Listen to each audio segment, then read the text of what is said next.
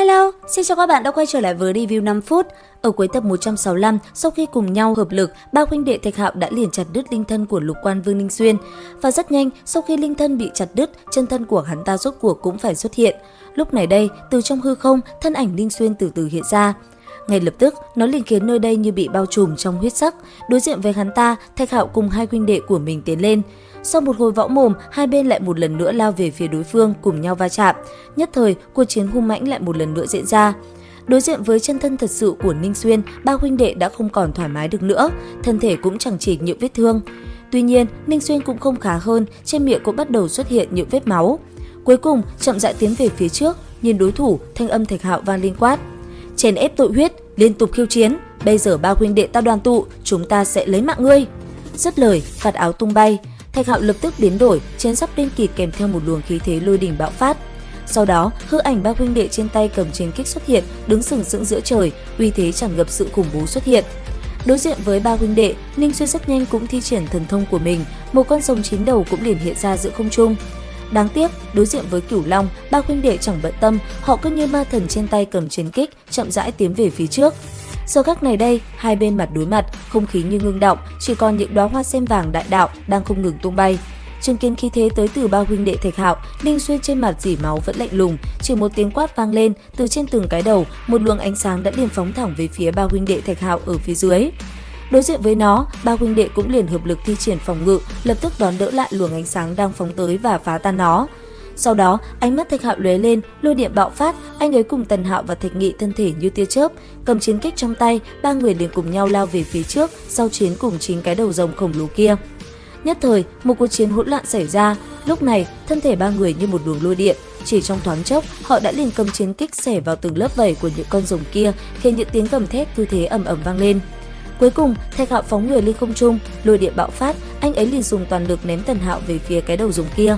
Phía sau, đạp vào chiến kích của Thạch Nghị, Thạch Hạo cũng vọt theo sau. Chỉ trong tích tắc, lấy tốc độ nhanh nhất lao lên, ba người liền xuyên qua một cái đầu rồng và cắt đứt nó. Cứ thế, ba huynh đệ phối hợp ăn ý liền cùng nhau chém đứt chính cái đầu rồng. Thế nhưng vẫn chưa dừng lại. Ngay sau đó, thân thể ba huynh đệ đã liền lao về phía Ninh Xuyên. Cầm kiếm trong tay, Thạch Hạo liên tục huy vũ đánh về phía đối thủ của mình. Còn Ninh Xuyên, cây kiếm trên tay hắn ta lúc này chỉ biết chống đỡ mà thôi. Chỉ trong tích tắc, hai người đã va chạm hàng chục lần. Còn Thạch Nghị, khi thấy tinh kia bị Thạch Hạo đánh văng, thân thể anh ấy cũng rất nhanh lao lên, kéo theo trùng đồng khai mở. Ngay lập tức, bầu trời như có hàng trăm con mắt tựa như ánh sao xuất hiện, liền phóng ra ánh sáng liên tục xuyên qua người Ninh Xuyên. Cuối cùng là Tần Hạo, trên tay anh ấy, ba quả cầu với ba màu sắc khác nhau xuất hiện. Sau đó, nó liền lao thẳng về phía đối thủ. Trong khoảnh khắc Ninh Xuyên đỡ lại một đòn này, hắn ta liền bị ba quả cầu kia chấn bay về phía sau, thân thể đập mạnh vào vách đá. Cứ thế, bị ba huynh đệ Thạch Hạo vây công, cuối cùng Ninh Xuyên thổ huyết, thân thể bị chấn bay ngược về phía sau. Tới đây, rốt cuộc ba người cũng quyết định sẽ chấm dứt cuộc chiến. Nhất thời, lấy thân thể Thạch Hạo làm trung tâm, phù văn chí tôn rất nhanh tỏa sáng chiếu rọi bầu trời. Chỉ trong tích tắc, từng chiếc vòng cũng liền hiện ra, sau đó như một mảnh ghép kết nối lại với nhau, tạo thành một khẩu pháo kiên cố tựa như cung điện chí tôn xuất hiện trong hư không. Đến khi mọi thứ được lắp ráp lại, ở giữa trung tâm, hư ảnh Thạch Hạo ngầu lòi rất nhanh đã hiện ra. Thấy vậy, trên tay Thạch Nghị, một luồng ánh sáng xanh cũng liền tỏa ra, thân thể liền phóng về phía tòa cung điện chí tôn.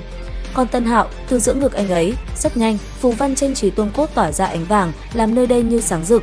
Sau đó, anh ấy cùng Thạch Nghị cũng liền đồng thời lao lên, đập mạnh tinh lực của mình vào tòa cung điện chí tôn của Thạch Hạo. Giờ khắc này đây, ba người như hợp thể, trên cung điện chí tôn lập tức xuất hiện một luồng khí tức khổng lồ kèm theo lôi điện bạo phát. Ở giữa trung tâm cung điện, chí tôn bất chợt xuất hiện một con mắt trùng đồng tỏa sáng chiếu rọi chư thiên. Cứ thế, ba huynh đệ đã cùng nhau hợp lực tung ra một kích mạnh nhất. Đối diện với nó, Ninh Xuyên máu huyết trên tay cũng liền ngưng tụ lại thành một quả cầu.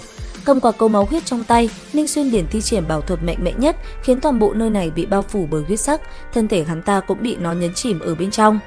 Đối diện với nó, ánh mắt Thạch Hạo cùng hai người huynh đệ của mình bất chợt lóe lên hào quang, tựa như một vị ma thần xuất thế. Lẳng lặng đứng giữa hư không, ba người liền điều khiển cung điện chí tôn phóng ra một luồng ánh sáng kèm theo lôi điện bắn thẳng về phía Ninh Xuyên đang được một quả cầu màu xanh bao phủ. Trong khoảnh khắc luồng ánh sáng kia đánh vào, quả cầu kia cũng dần rạn nứt. Thấy thế, ba huynh đệ liền lao lên, kiếm khí cùng chiến kích đâm thẳng vào quả cầu. Cuối cùng, ba huynh đệ một kích đồng thời xuyên qua người đối thủ, khiến Ninh Xuyên cứ thế bỏ mạng. Cứ như thế, hình ảnh của ba huynh đệ ngầu lòi rơi xuống mặt đất, khí thế mạnh mẽ cũng liền bạo phát chiếu rọi chư thiên.